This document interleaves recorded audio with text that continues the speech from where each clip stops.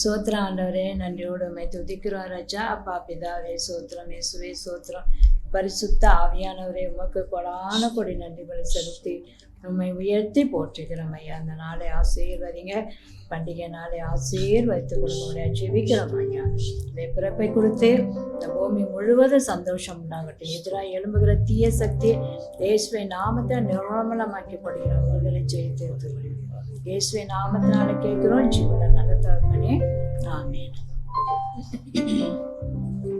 சந்தோஷம் தந்திடவே சமாதானம் தந்திடவே இயேசு ராஜா மண்ணில் பிறந்தார். அவரை போல ஒரு தெய்வம் இல்லையே.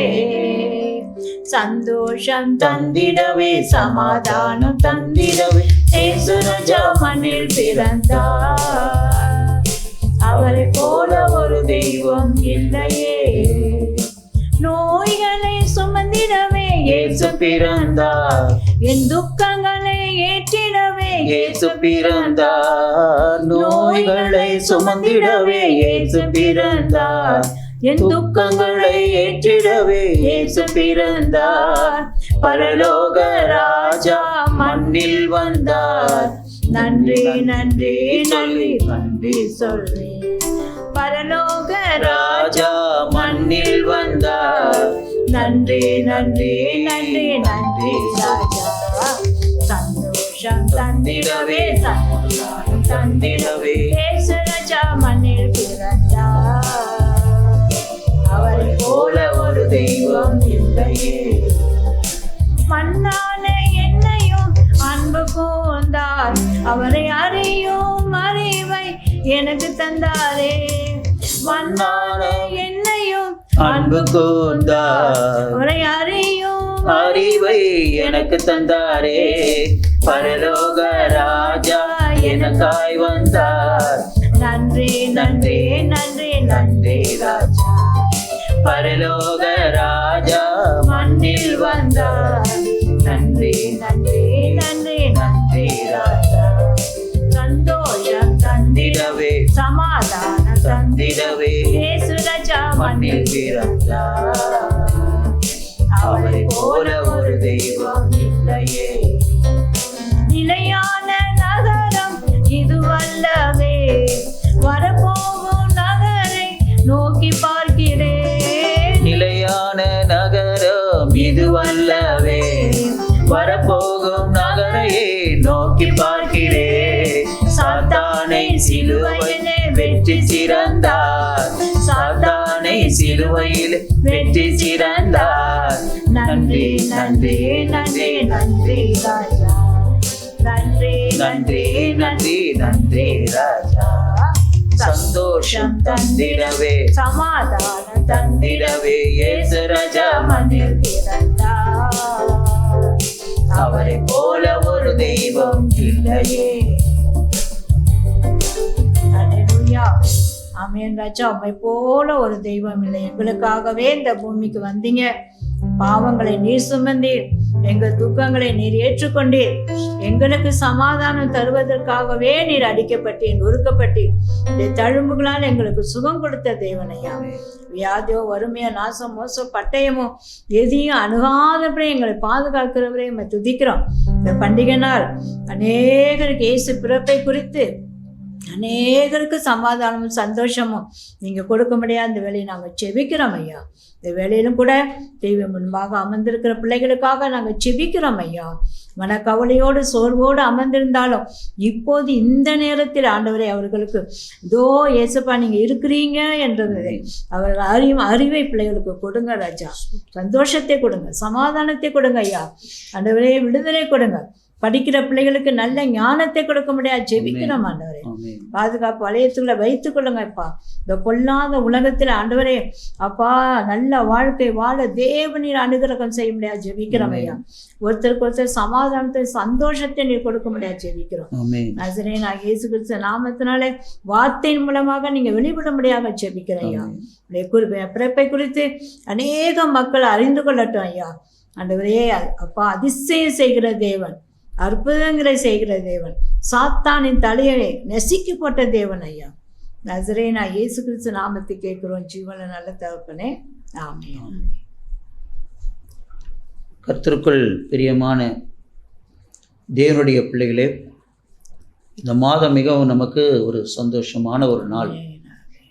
நமக்காகவே இந்த பூமிக்கு வந்து நமக்காகவே அவர் அடிக்கப்பட்டு மரித்து நமக்காகவே உயிர்த்தெழுந்தார். மீண்டும் நமக்காக வரவும் போகிறார். அந்த தேவனுடைய பிறப்பை குறித்து நாம் சந்தோஷப்படுகிற மாதமாக இருக்கிறது. இங்கு வேதத்தில் பார்க்கும்போது சங்கீதக்காரன் சொல்கிறார், சங்கீதம் 81 3வது வசனத்தை நான் வாசிக்கிறேன், கேளுங்க. மாத பிறப்பிலும் நியமிக்கப்பட்ட காலத்திலும் நம்முடைய பண்டிகை நாட்களிலும் எக்காலம் ஊதுங்கள். 4வது வசனம், இது இஸ்ரவேலுக்கு பிரமாணமும் யாக்கோபின் தேவன் விதித்த நியாயமுமாக இருக்கிறது. ஆண்டவருக்கு இது எப்படி இருக்குதான்? நியாயமாக இருக்குதான், இஸ்ரவேலுடைய பிரமாணமாக இருக்குதா, கட்டளையாக இருக்குதா. அல்லேலூயா. என்ன சொல்கிறாரு? மாத பிறப்பிலும் நியமிக்கப்பட்ட காலத்திலும் சொல்லிட்டு நம்முடைய பண்டிகை நாட்களிலும் எக்காலம். இப்போ இந்த மாதம் மிகவும் நமக்கு ஒரு சந்தோஷமான ஒரு மாதம். இயேசுனுடைய பிறப்பை குறித்து தியானம் பண்ணக்கூடிய ஒரு மாதம். அல்லேலூயா. நம்ம வேதத்தில் பார்த்தோம்னா மத்தேயு புத்தகத்தில் வசனம் சொல்லுகிறது, 1வது அதிகாரத்தில் 18வது வசனம் நான் வாசிக்கிறேன், கேளுங்க. இயேசு கிறிஸ்துடைய ஜனனத்தின் விவரமாகும். அவருடைய தாயாகிய மரியாள் யோசேப்புக்கு நியமிக்கப்பட்டிருக்கையில் அவர்கள் கூடி வரும் முன்னே அவள் பரிசுத்த ஆவியினால் கர்ப்பவதியானாள் என்று காணப்பட்டது. அவள் புருஷனாகிய யோசேப்பு நீதிமானாயிருந்த அவளை அவமானப்படுத்த மனதில்லாமல் இரகசியமாய் அவளை தள்ளிவிட யோசனையாய் இருந்தான். அவன் இப்படி சிந்தித்து கொண்டிருக்கையில் கர்த்தருடைய தூதன் சொப்பனத்தில் அவர் காணப்பட்டு, தாவீதின் குமாரனாகிய யோசேப்பே, உன் மனைவியாகிய மரியாளை சேர்த்து கொள்ள ஐயப்படாதே, அவளிடத்தில் உற்பத்தியாயிருக்கிறது பரிசுத்த ஆவியினால் உண்டாயிருக்கிறது. அல்லேலூயா. அருமையான ஒரு பெண்ணை ஆண்டவர் தேர்ந்தெடுத்தார். அவள் ஸ்திரீகளுக்குள்ளே ஆசீர்வதிக்கப்பட்டவள். அவள் பெயர் மரியாள். அவளுக்கு திருமணத்துக்காக நிச்சயம் செய்திருக்கிறார்கள். அந்த வேளையில அவள் கர்ப்பவதி ஆகிறாள். இது யோசேப்புக்கு தெரிய வருகையிலே அவன் என்ன நினைக்கிறான்? அவன் நீதிமானா இருக்கிறபடினாலே அவளை அவமானப்படுத்த மனதில்லாமல் எதுவும் மற்ற காரியத்தை எதையும் சொல்லி அந்த நிச்சயதார்த்தத்தை நிறுத்திவிடாதபடி, திருமணத்தை நிறுத்திவிடாதபடி அவள் என்ன ரகசியமாய் அவளை தள்ளிவிட யோசனையாக இருந்தாள். வேறு ஏதாவது ஒரு காரணத்தை சொல்லி இந்த திருமணத்தை நிறுத்திவிடலாம் என்ற யோசனையோடு கூட யோசேப்பு இருக்கிறான். அந்த வேளையிலே அவன் இப்படி சிந்தித்து கொண்டிருக்கையில் 20வது வசனம் சொல்கிறது, கர்த்தருடைய தூதன் சொப்பனத்தில் அவனுக்கு காணப்பட்டு.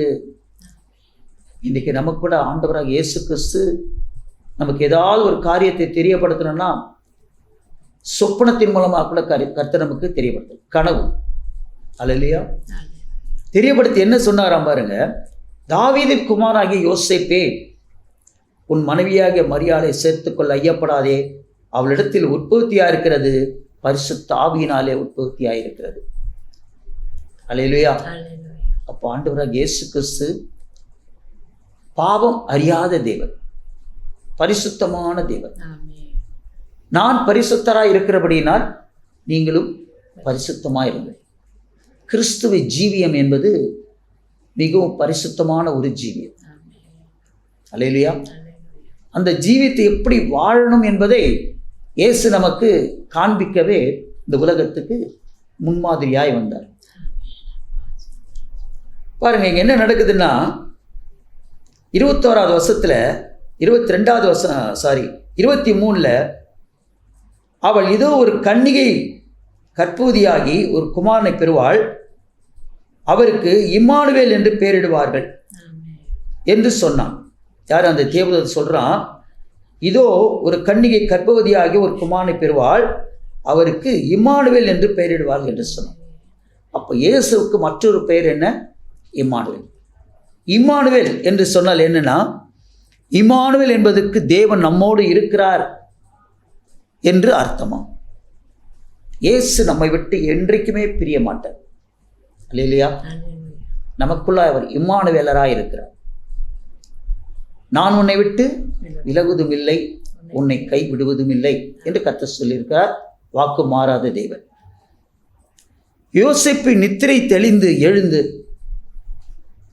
கர்த்தருடைய தூதன் தனக்கு கட்டளையிட்டபடியே தன் மனைவியை சேர்த்து கொண்டான். உன் மனைவியாகிய மரியாளை சேர்த்துக்கொள்ள ஐயப்படாதேன்னு தேவதூதன் சொன்னது, இவன் தூக்கத்தை விட்டு விழிக்கும் போது அந்த தேவதூதன் சொன்ன வார்த்தையை அப்படியே ஏற்றுக்கொள்கிறான். அதனால தான் யோசேப்புக்கு என்ன பெயர்? நீதிமான். அல்லேலூயா. கர்த்தருடைய வார்த்தையை நம்ம புரட்டவே கூடாது. அதில் ஒன்று சேர்க்கவும் கூடாது, ஒன்று குறைக்கவும் கூடாது. ஏன்னா தேவன் நமக்கு மத்தியில் எப்படி இருக்கிறார்? வார்த்தையான தேவனாக இருக்கிறார். அல்லேலூயா. கர்த்தருக்கு ஸ்தோத்திரம். அப்போ இன்னொரு பெயர் அவருக்கு இயேசு என்று பெயரிடுவாயாக என்று சொல்லப்படும். நீங்கள் இங்கே வாசித்து பார்த்தீங்கன்னா 21வது வசனத்தில் அவள் ஒரு குமாரனை பெறுவாள், அவருக்கு இயேசு என்று பெயரிடுவாயாக. அல்லேலூயா. அப்போ முதல்ல என்ன பேர்? இயேசு. இயேசு கிறிஸ்து அல்ல, இயேசு. ஏனெனில் அவர் தமது ஜனங்களின் பாவங்களை நீக்கி அவர்களை ரட்சிப்பார்.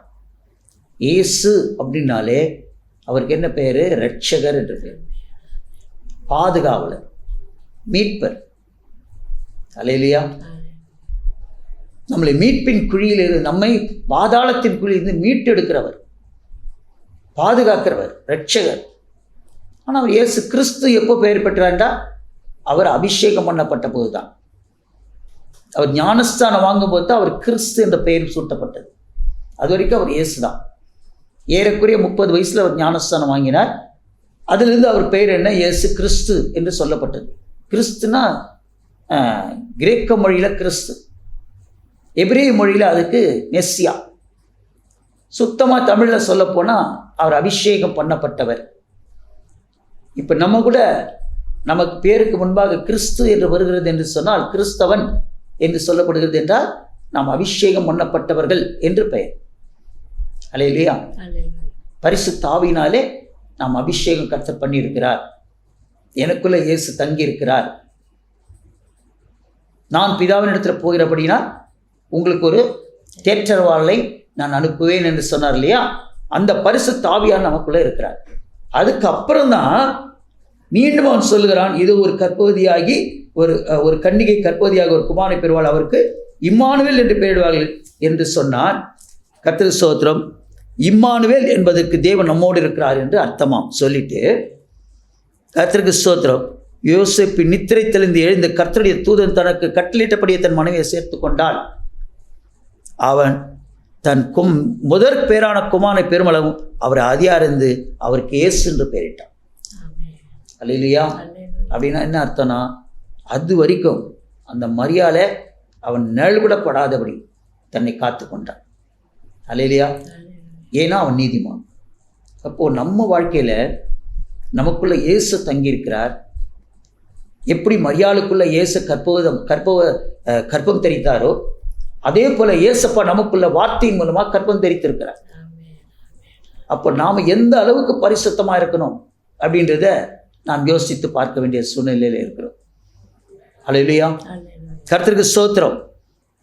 இன்னொரு காரியத்தை நம்ம பார்க்க வேண்டியிருக்கிறது. ஏரோதின் நாட்களிலே யூதாவில் பெத்லகேமிலே 2வது அதிகாரத்தில் முதல் வசனம் வாசிக்கிறேன்.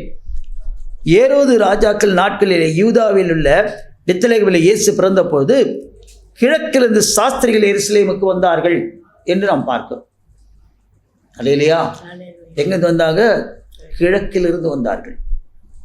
சூரியன் உதிக்கிற திசையிலிருந்து வந்தார்கள். ஏன்னா அவர் உலகத்துக்கு என்னவா இருக்கிறார்? ஒளியா இருக்கிறார். எழும்பி பிரகாசி, உனக்குள்ளாய் ஒளி வந்தது. அப்போ வார்த்தையான தேவன் நமக்குள்ள வரும்போது நாம் உலகத்துக்கு என்னவா மாறுகிறோம் என்றால் ஒளியா இருக்கிறோம். ஒரு அல்ல சொல்லி. அப்போ இந்த வசனத்தை கேட்டுக்கொண்டிருக்கிற உங்களுக்கு நான் சொல்கிற காரியம், நாம் எழும்பி பிரகாசிக்கணும். இயேசுவை குறித்து, அவருடைய பிறப்பை குறித்து எல்லாருக்கும் நற்செய்தியா என்ன செய்யணும்? இந்த மாதத்துல கிறிஸ்துமஸ் நாள் 25ஆம் தேதி வருவதற்கு முன்பாக நம்ம இதை சொல்லி அவங்களை எப்படியாவது அந்த ரட்சிப்புல நடத்தி எங்க கொண்டு போகணும்? 25ஆம் தேதி சபைக்கு நீங்க கொண்டு போகணும். அல்லேலூயா. ஜெபம் பண்ணலாமா? அன்பு மகா பரிசுத்தம் நேர்ந்த எங்கள் நல்ல பரலோக பிதாவே, இயேசு ரட்சகர் என்ற பெயரும், இம்மானுவேல் இயேசு நம்மோடு கூட இருக்கிறார் என்ற சத்தியத்தையும் ஒரு பிள்ளைகளுக்கு நீ வெளிப்படுத்தினபடியாய் நான் சொல்லியிருக்கிறேன் ஐயா. அதை அவர்கள் ஏற்றுக்கொண்டு, நீதிமான் எப்படி மரியாதை அறியாதிருந்து முதல் பேரான குமாரை பெருமளவும் அவன் அறியாதிருந்தானோ, அதே போல ஒரு வருகை பரியந்தும் ஒரு பிள்ளைகள் பரிசுத்தமாக இருக்க கர்த்தர் கிருபை செய்யும்படியாக நாங்கள் ஜெபிக்கிறோம். பரிசுத்த ஆவியானவருடைய ஒத்தாசுடன் நஸ்ரேனாகிய இயேசு கிறிஸ்து நாமத்தினாலே கேட்கிறோம் ஜீவனுள்ள நல்ல பிதாவே. ஆமென். ஆமென்.